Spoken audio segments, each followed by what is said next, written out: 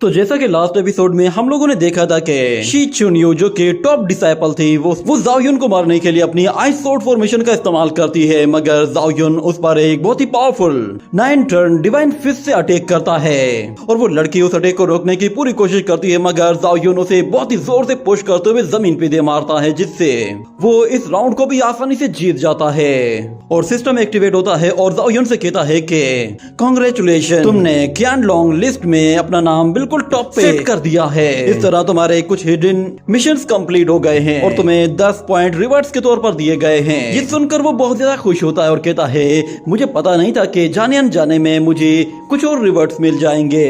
और बाहर खड़े हुए लोग भी ये सारी अनाउंसमेंट सुनते हैं। उन्हें बताया जाता है कि ग्रैंड एल्डर का डिसाइपल ज़ाओ युन क्यानलोंग लिस्ट की फर्स्ट पोजीशन पर आ चुका है। ये सुनकर वो सब लोग बहुत ज्यादा खुश होते हैं और कहते हैं कि फाइनली ज़ाओ युन ये मैच जीत गया। और कुछ लोग बिल्कुल हैरान होते हैं कि आखिर ये कैसे हो गया, शाओ चुनयू ये मैच कैसे हार गई। इसका मतलब है कि अब ये ज़ाओ युन को फॉलो करेगी, क्योंकि इसने वादा किया था कि अगर ये हार गई तो फिर ये उसे फॉलो करेगी। इसे अब अपना वादा पूरा करना ही होगा। क्योस होली लैंड के सेंट वॉरियर्स ने इसे बहुत ज्यादा फेवर्स दी है, मगर अब ये उन्हें छोड़कर ज़ाओ युन को फॉलो करेगी। एक बंदा कहता है कि अगर ज़ाओ युन होली सन से मिलता है तो क्या वो उसके आगे सर झुकाएगा। और पता नहीं सिस्टर चुनयू वो अपना प्रॉमिस पूरा करेगी भी या नहीं। और फिर उन लोगों को दोबारा से एक अनाउंसमेंट सुनाई देती है, जिसमें सिस्टम कहता है कि कांग्रेचुलेशन, ज़ाओ युन बॉडी रिफाइनिंग के टॉप 100 डिसाइपल्स में से एक बन गया है, जो कि हिस्ट्री के सबसे फेमस डिसाइपल्स है। और अब वो प्रोमोट होकर टॉप 100 स्ट्रॉन्गेस्ट डिसाइपल्स में से एक बन गया है, जिन्होंने हिस्ट्री में की रिफाइनिंग लेवल में ही सबसे बड़े बड़े रिकॉर्ड्स कायम किए हैं। और 100 पोजीशन हासिल करने पर सिस्टम उसे 14 अलग अलग रिवॉर्ड्स देता है। मगर ज़ाओ युन कहता है कि अब मैं चैलेंज करूंगा टॉप 50 डिसाइपल्स को। और हमें दिखाया जाता है फिर वहां पर हिस्ट्री के टॉप 50 डिसाइपल्स में से सबसे स्ट्रॉन्गेस्ट डिसाइपल वहां पर आता है। और आते साथ ही ज़ाओ युन से कहता है कि उम्मीद है कि तुमसे कुछ सीखने को मिलेगा। तो ज़ाओ युन कहता है कि लगता है कि इस वॉरियर में जरूर कोई खास बात होगी। ये कहने के बाद वो लड़ने के लिए पूरी तरह से तैयार हो जाता है। और बाहर खड़े हुए लोग ये देखकर हैरान होते हैं कि ज़ाओ युन अभी भी कंपटीशन को आगे कंटिन्यू कर रहा है और वो हिस्ट्री के 100 टॉप डिसाइपल्स के साथ फाइट करना चाहता है। और वहाँ पे खड़ा हुआ मास्टर कहता है कि मैंने सोचा भी नहीं था कि ये लड़का इतना जल्दी इतने हाईएस्ट लेवल को अचीव कर लेगा। इस पर लिंगर भी बहुत ज्यादा खुश होती है और कहती है कि ब्रदर सच में तुम बहुत ही ज्यादा लाजवाब हो। उस पर शाओलिन भी बहुत ज्यादा खुश होती है कि फाइनली मेरा ब्रदर वो टॉप रैंकिंग में आने वाला है। वहाँ पे खड़े हुए कुछ लोग कहते हैं कि ज़ाओ युन ने हिस्ट्री के 100 टॉप डिसाइपल्स की लिस्ट को चुन लिया है, जिसका मतलब है कि हर लेवल में एक से बढ़कर एक वॉरियर उसके सामने आने वाला है। मगर कुछ ही देर में उन लोगों को फिर से एक अनाउंसमेंट सुनाई देती है। उसमें बताया जाता है कि कांग्रेचुलेशन, सुप्रीम एल्डर का डिसाइपल ज़ाओ युन टॉप 50 डिसाइपल की रैंक में आ चुका है, यानी कि उसने हिस्ट्री के 50 टॉप डिसाइपल्स को हरा दिया है। ये देखकर चुनयू भी हैरान हो जाती है और कहती है कि क्या मैं वाकई में देख रही हूँ ये सच है। ये बंदा इतनी तेजी के साथ सारे वॉरियर्स को हराता जा रहा है। इसने न सिर्फ क्यानलोंग लिस्ट में एक ही दिन के अंदर अपना नाम टॉप लिस्ट में डाल दिया, बल्कि हिस्ट्री के स्ट्रॉन्गेस्ट डिसाइपल्स में से भी इसने टॉप 50 डिसाइपल्स को हरा दिया है।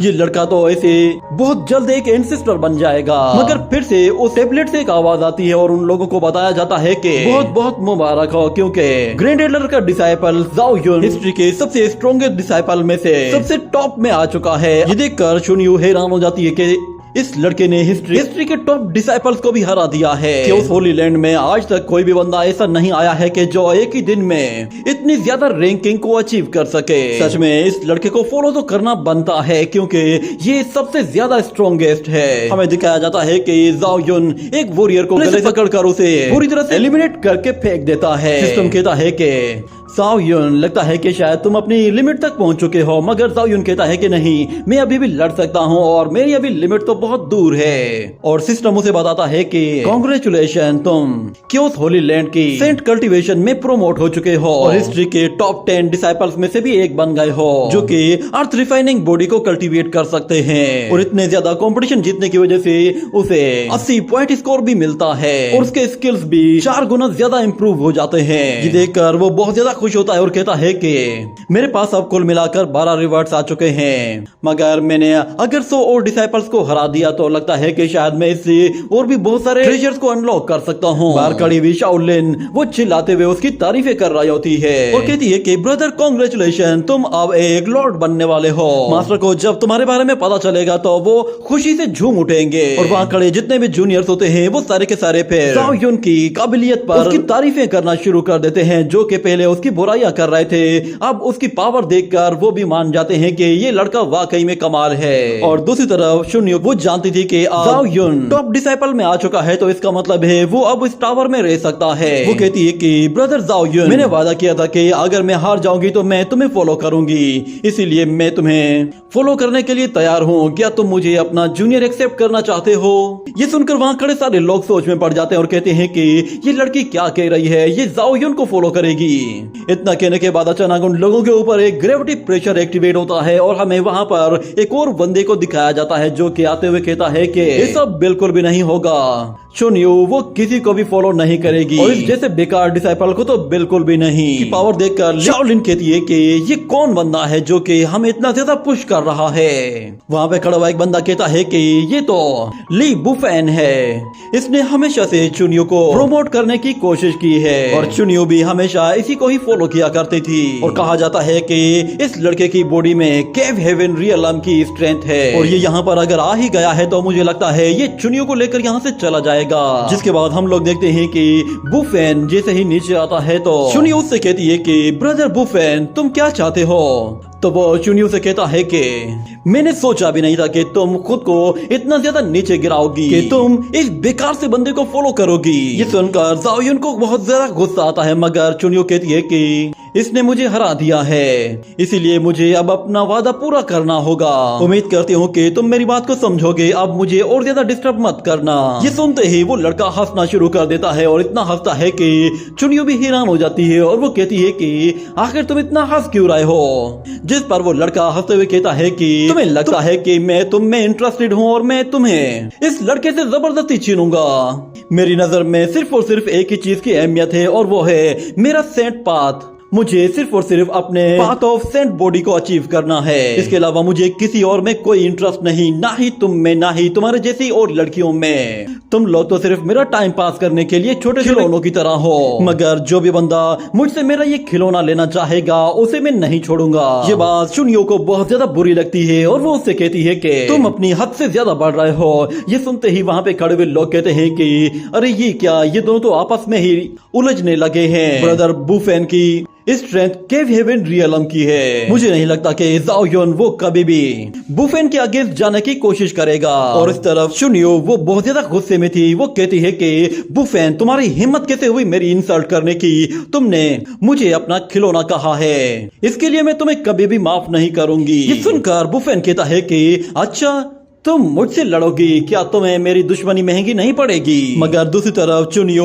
जाओ युन से कहती है कि ब्रदर तुम इसकी बातों को सीरियस मत लो, ये जानबूझकर तुम्हें लड़ाई के लिए उकसा रहा है, मैं इसे रोक लूंगी, तुम लोग यहाँ से चले जाओ। जाओ युन कहता है कि नहीं, क्योंकि तुमने मुझे फॉलो किया है तो इसका मतलब है कि अब तुम भी मेरी रिस्पॉन्सिबिलिटी हो। ये सुनकर वहाँ खड़े हुए सारे लोग बिल्कुल चौंक जाते हैं और जाओ युन कहता है कि तुमने मुझ पर भरोसा करके मुझे फॉलो किया है, इसीलिए मैं तुम्हारा भरोसा नहीं तोड़ूंगा और जब तक मैं यहाँ पे मौजूद हूँ ये बंदा तुम्हें दोबारा से बुरा भला नहीं कह सकता और ना ही मैं इसे इस चीज की कोई इजाजत दूंगा। ये सुनकर बुफेन कहता है कि तुम मामूली से वॉरियर हो, तुम्हारी औकात ही नहीं कि तुम मेरे सामने इस तरह बात कर सको। जो भी बंदा मुझसे उलझता है मैं उसका चूरन बना देता हूँ। तो फिर जाओ युन कहता है अच्छा तुम हो क्या और तुम्हारी हैसियत ही क्या है जो तुम मुझे धमकियां दे रहे हो? ये सुनते ही बुफेन गुस्से में आ जाता है और कहता है तुम्हारी इतनी हिम्मत, तुम मुझसे इस तरह बात कर रहे हो, तुम जानते भी हो कि मैं कौन हूँ। और इस तरफ हमें दिखाया जाता है बाकी डिसाइपल्स ये देखकर डर जाते हैं कि कहीं जाओ युन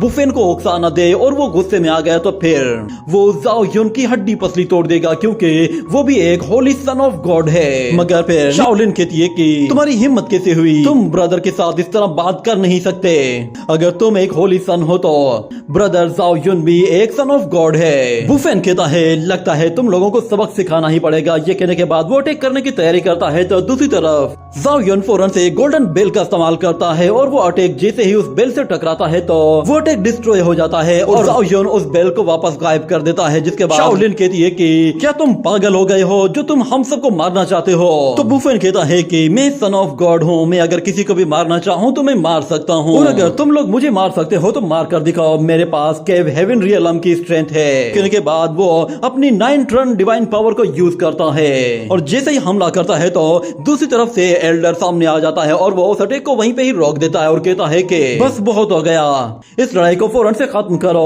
और फिर शाओलिन कहती है कि मास्टर आप इसे सबक सिखाइए, ये कुछ ज्यादा ही अकड़ रहा है। मगर मास्टर कहता है कि ये लाइफ एंड डेथ रियलम में है, इसीलिए मैं इसका फिलहाल कुछ भी नहीं बिगाड़ सकता। मगर बुफेन कहता है कि तुम लोग बस थोड़ी देर के लिए रुक जाओ, क्योंकि लॉ एनफोर्समेंट जैसे ही यहाँ पे आएगी तो वो खुद ही तुम्हें मार देगी। ये सुनते ही एल्डर फौरन से जाओयुन से कहता है कि तुम यहाँ से चले जाओ, लॉ एनफोर्समेंट वो कभी भी यहाँ पर आ सकती है। मगर जाओयुन मास्टर की बात मानने के बजाय फौरन से अपनी पावर्स का इस्तेमाल करते हुए फौरन से वहाँ पर एक फॉर्मेशन एक्टिवेट कर देता है, जिस पर बुफेन कहता है कि अच्छा तो तुम कुछ और बनाने वाले हो, तुम भी बिल्कुल अपने मास्टर की तरह हो, बिल्कुल वेस्ट मटेरियल। तुम्हारा मास्टर भी बिल्कुल सेम ऐसे ही बेकार सी कल्टीवेशन करता है। ये सुनकर वहाँ पे खड़ा हुआ सीनियर कहता है कि बुफेन तुम मेरे सीनियर मास्टर की इंसल्ट नहीं कर सकते। मगर बुफेन कहता है कि जरा अपने मास्टर की हालत तो देखो, वो एडवांस रियलम को तो अचीव ही नहीं कर सकता, सिर्फ एक लेवल अपग्रेड करने में ही उसे तकरीबन 100 साल लग जाते हैं। ये सुनते ही मास्टर कहता है कि लगता है कि तुम ऐसे नहीं मानोगे। ये कहते ही वो उससे फाइट करने के लिए तैयार हो जाता है, मगर अचानक से कोई चीज वहाँ से गुजरती है जो कि सीधा जाकर बुफेन से टकराती है और बुफेन उसे रोकने की पूरी कोशिश करता है।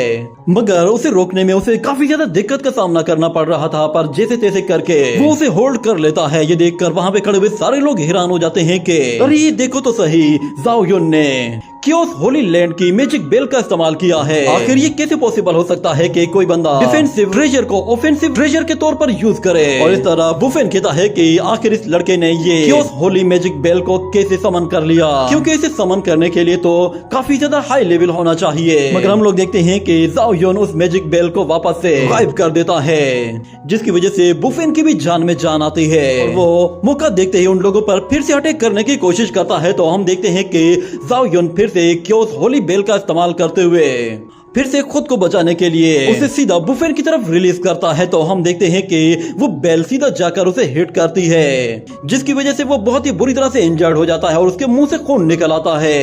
ये देखकर वो कहता है कि ये नामुमकिन है, मुझे कोई भी हर्ट नहीं कर सकता। वो खड़ा होकर जाओयुन से कहता है कि तुम्हारी इतनी हिम्मत, मैं तुम्हें इसके लिए कभी भी माफ नहीं करूंगा और ये याद रखूंगा कि तुमने मेरे साथ ऐसा सलूक किया है। अब बस तुम थोड़ा सा वेट करो, लॉ एनफोर्समेंट कभी भी यहाँ पे आएगी तो वो तुम्हें अच्छा सबक सिखाएगी। ये कहते ही वो वहाँ से जाने लगता है। तो जाओयुन कहता है कि अरे कहाँ चल दिए, अभी मैंने तुम्हें जाने का कहा थोड़ी है। ये सुनकर बुफेन समझ जाता है कि जाओयुन का इरादा कुछ और ही है। इसने उस गोल्डन बेल को परफेक्शन लेवल तक रिफाइन कर लिया है और वो इसके जरिए मुझे मार भी सकता है। और मास्टर भी कहता है कि ये तो सच में कमाल ही हो गया, आज तक किसी ने भी क्योस होली बेल को परफेक्शन लेवल तक रिफाइन नहीं किया था। जब तक हम लोग इस क्योस होली लैंड सेट के अंदर हैं, जाओयुन जब भी चाहे इस क्योस होली बेल को यूज कर सकता है, क्योंकि इस मैजिक बेल के अंदर क्योस होली लैंड की पावर है, तो इसीलिए इसे कोई भी डिस्ट्रॉय नहीं कर सकता। और फिर हमें दिखाया जाता है जाओयुन वो दोबारा से उसी क्योस होली बेल को समन करते हुए बुफेन पे हमला करने की कोशिश करता है और उससे कहता है कि तुम्हारी लॉ एनफोर्समेंट की तो ऐसी की तैसी। ये कहने के साथ ही ये एपिसोड यहीं पे ही खत्म हो जाता है।